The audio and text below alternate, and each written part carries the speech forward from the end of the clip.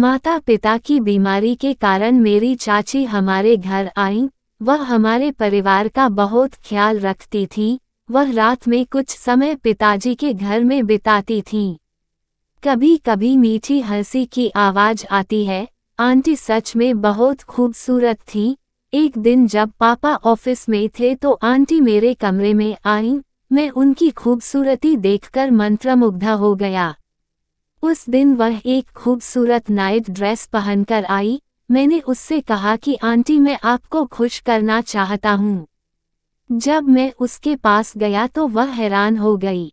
मैंने आंटी से कहा, मेरा नाम कुणाल है और मैं 16 साल का हूँ। एक साल पहले जब माँ बीमार थी और करीब 20 दिनों तक अस्पताल में भर्ती थी तो आपने हमारी बहुत मदद की। मौसी बचपन की दोस्त थी और दिखने में माँ से भी ज्यादा सुंदर थी। इस दौरान वो माँ के साथ साथ हम सबका भी ख्याल रखती थी। एक रात डिनर के बाद पापा ने मुझे अपने कमरे में जाने के लिए कहा, लेकिन मैंने उनकी बात नहीं सुनी क्योंकि मैं पापा का फ़ोन चेक करना चाहता था। जब मैं हॉल में बैठकर पापा का फ़ोन देख रहा था कि अचानक मैंने देखा कि पापा मौसी को उनके कमरे से बाहर ला रहे हैं। आंटी बहुत सुंदर लग रही थी, जैसे कि उन्होंने अभी अभी स्नान किया हो। कुछ दिनों के बाद मैंने बाबा प्रदीप को आंटी को अपने कमरे में ले जाते हुए देखा। मेरे मन में कई सवाल थे। माँ बिस्तर पर बीमार थी और मैं उनके लिए बहुत चिंतित था। उस रात मुझे पिताजी के कमरे से कुछ अजीब आवाजें सुनाई दी। मैं चुपचाप अपने कमरे में चला गया। फिर एक रात मैं चाची के कमरे में गया और उनसे पूछा कि आप पिताजी के कमरे में क्या कर रहे थे। वह कुछ कहने जा रही थी, लेकिन तभी पापा आए और बोले, कुणाल रात के लगभग 12 बज गए हैं, तुम अभी तक सो क्यों नहीं रहे हो। अगली सुबह नाश्ते के दौरान मैंने पापा से बात नहीं की। मौसी ने मेरे सिर पर हाथ रखकर मुझे शांत किया और कहा, कुणाल तुम तो मेरे बेटे की तरह हो, तुम भी पापा के गुस्से से परेशान हो। उसके बाद चाची और मैं कुछ समय साथ में बिताने लगे। एक दिन मैं चाची के कमरे में गया और देखा कि वह अपने बाल सुखा रही थीं। उसकी सुंदरता और भी निखर कर सामने आ रही थी। उसने मुझे देखा और कहा, कुणाल तुम बाहर क्यों खड़े हो, अंदर आओ, कमरे में प्रवेश करो। उसकी सुंदरता मुझे मंत्रमुग्ध कर रही थी। मैं चाची के सामने खड़ा होकर कुछ भी नहीं कह सका। उनके कमरे से एक तरह की भीनी भीनी खुशबू आ रही थी जो मुझे बहुत आकर्षित कर रही थी। अचानक चाची बोली, कुणाल क्या तुम मेरे सौंदर्य का आनंद लेने आए हो। उनकी बात सुनकर मैंने कहा, नहीं आंटी, मुझे आपकी सुंदरता के बारे में कोई सवाल नहीं है। दरअसल मैं आपसे कुछ चर्चा करने आया था। आप बहुत बातें करती हैं, लेकिन कभी कभी मैं पूरी तरह से समझ नहीं पाता कि उनका मतलब क्या है। आंटी ने मुस्कुराते हुए कहा, कुणालो बात को बिना घुमाए सीधे बताओ कि तुम क्या जानना चाहती हो। मैंने फिर आंटी से पूछा कि आपको कैसे पता चला कि मेरा व्यवहार पापा के साथ खराब है। दरअसल मैं आपसे इस बारे में बात करना चाहता था। चाची मुस्कुराई लेकिन मेरे पास आई और मेरे सिर पर हाथ फेरते हुए कहा, कुणालो मैं तुम्हें जन्म से जानती हूँ, मैं तुम्हारे स्वभाव को बहुत अच्छी तरह से समझती हूँ। तुम छोटी छोटी चीज़ों के बारे में बहुत सोचते हो लेकिन बड़ी चीज़ों को आसानी से टाल देते हो। मैं उनकी बात सुनकर हैरान रह गया। उन्होंने मुझे इस तरह से समझा जैसे मैं खुद को भी नहीं समझ पाया। ये सच है कि उस दिन मुझे लगा कि मुझे कुछ चीज़ों पर अपना नज़रिया बदलने की ज़रूरत है। जब मैं अपनी चाची के कमरे से बाहर निकल रहा था तो उन्होंने मुझे रोका और कहा, कुणाल क्या आप मेरी मदद कर सकते हैं। मुझे अपने दाहिने पैर पर नूपुर पड़ना है और आपकी मदद की ज़रूरत है। मैंने मुस्कुराते हुए कहा, ज़रूर आंटी। उन्होंने मुझे अपना नूपुर दिया। मैं उनके पैरों के पास बैठ गया और नूपुर पड़ने चला गया। मेरी नज़र उसके पैरों पर पड़ी और नुपुरी उसकी सुनहरे रंग की त्वचा पर बहुत सुंदर लग रही थी क्योंकि मैंने उसके पैरों को सहलाया और नुपुरी को एक अजीब सा एहसास कराया। मैंने जल्दी से टॉप नीचे कर दिया और कमरे से बाहर आ गया। कुछ देर बाद आंटी ने मुझे आवाज़ दी, कुणाल, मैं तुम्हें अगले दरवाजे पर ले चलती हूँ। मैं बैग लेकर बाहर आया। आंटी अपनी माँ की स्कूटी में थी। उसने उस दिन कुछ अच्छे कपड़े पहने हुए थे।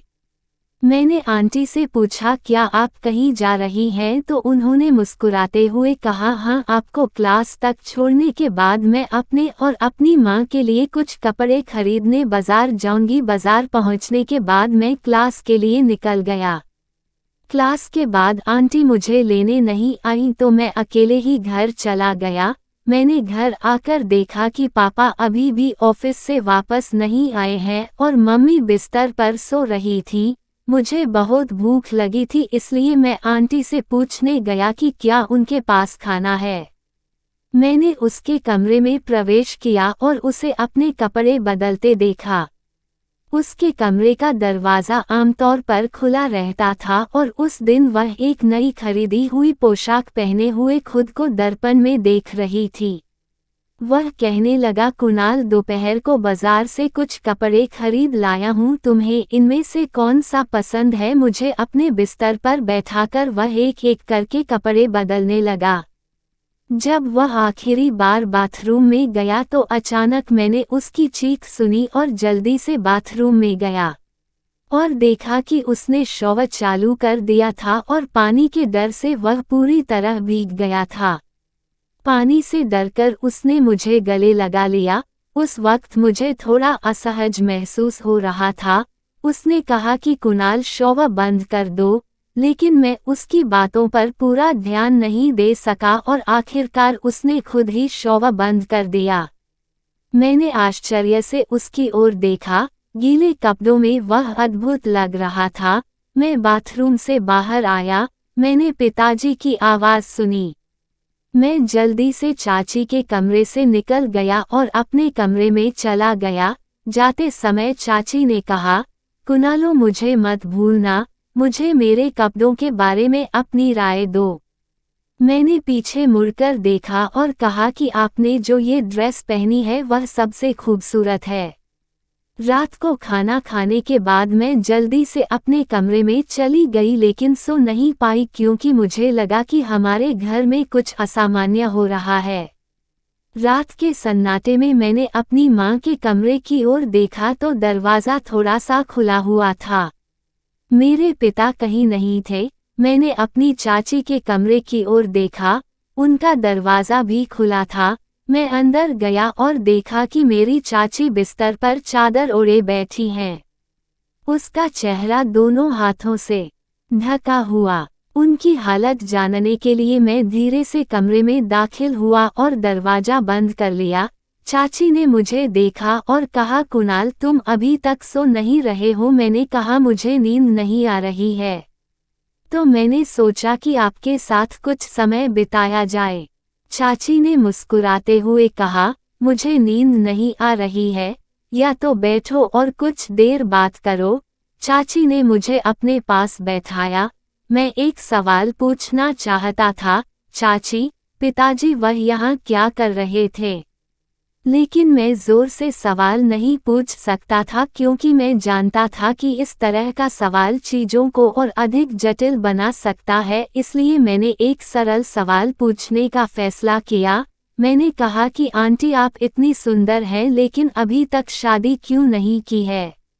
मौसी हंसते हुए कहती है, कुणालो, मेरे शादी न करने का कारण बहुत जटिल है। शायद तुम नहीं समझोगे। एक लड़की अपने लिए ऐसे जीवन साथी की तलाश करती है जो वास्तव में उसके लिए खुशी हो, लेकिन मुझे कभी कोई नहीं मिला, इसलिए मैं आज अकेली हूँ।